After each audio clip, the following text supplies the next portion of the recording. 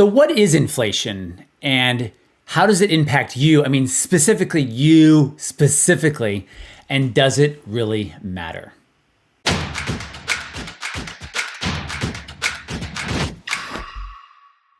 Hey guys, this is RC Peck, and I want to talk to you about inflation. It's a word that gets thrown around, it gets manipulated, it gets misused. This is what I want to talk about is specifically one, how it affects you. Okay, and this is really important, right? And this really is going to be a 1-point video.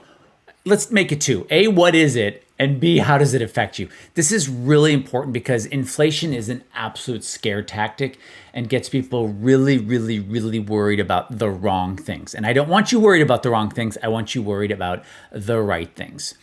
Okay, so let's first talk about the definition of inflation. Now, full disclaimer, this is my definition, but it's a definition that I really like. So here's what inflation is. Inflation is when the price of what you have to buy is going up and you still have to buy that thing even though it's going up in price. That's inflation.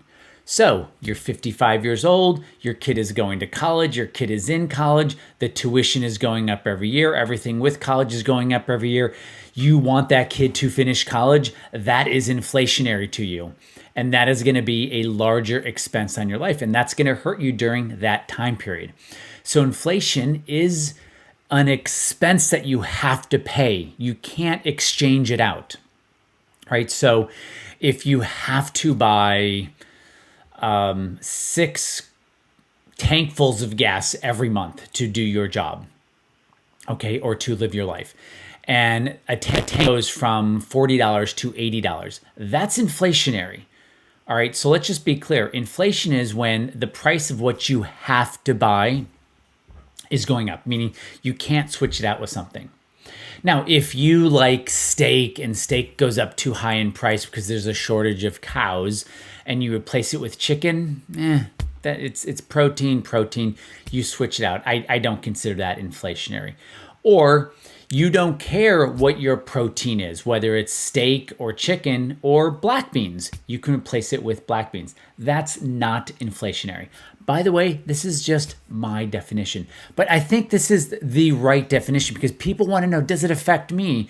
Does inflation affect me? And the answer is, it depends what you have to buy every month, right? So that's the first thing I want to cover is what the actual definition is. What my definition is. Now, if there is money printing or deficit spending or debt ceiling increasing, blah, blah, blah, okay. If the stock market is going higher, that's appreciation. If you own a house in a town and the real estate is going up 10% a year, that's appreciation. If you rent in that town, that's inflationary. So I live in a town right outside of Seattle, and real estate has been going crazy. Every homeowner, they like it, right? Because it appreciates the value of their house goes up. Every renter in the same town, they hate it. I'm not saying it's fair or it's not fair. I'm not taking sides. I'm simply pointing out to you how personal inflation is, right? So if the stock market goes higher, that's appreciation. You like that. If your housing, if the price or the value of your house goes up, that's appreciation. So inflation is important, but it's not what you've been taught, right? And it's not this like, if the government prints so much money, then that's inflationary. Not really true. Because what happens in richer cultures, in richer countries, when that money printing happens, people save more. They save most of that money, so it doesn't go out and circulate. So just money printing alone doesn't matter. So to wrap things up, inflation is absolutely personal. And think about this too. If you're 30, you have different things that you have to buy each week and each month than if you're 60. So inflation for each person, per decade is going to be different. If you have kids, it's going to be different. If you have bad health, it's going to be different. If there's things you have to buy, it's going to be different.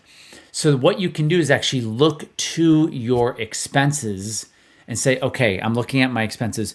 What do I have to buy each week? And then you can look and say, are there alternatives for that? And some things there aren't. Your utilities, there's not an alternative to utilities, right? You have to pay that. If you do have to drive somewhere, there are fuel costs. So that is inflation. Doesn't it feel so much better that you know that it's actually something very simple? You don't need to look at the government CPI or CPI core. Remember, the government is doing it for the government because the biggest line item in the government's budget is Social Security payments. And inflation impacts how much they pay out. So they're always going to lean or index towards a lower inflationary number, so they have less money to pay out. So it's not as simple as just looking to a government-sponsored, sponsored number to figure out. Look to your own life, figure out the expenses you have to have each week that have no alternative.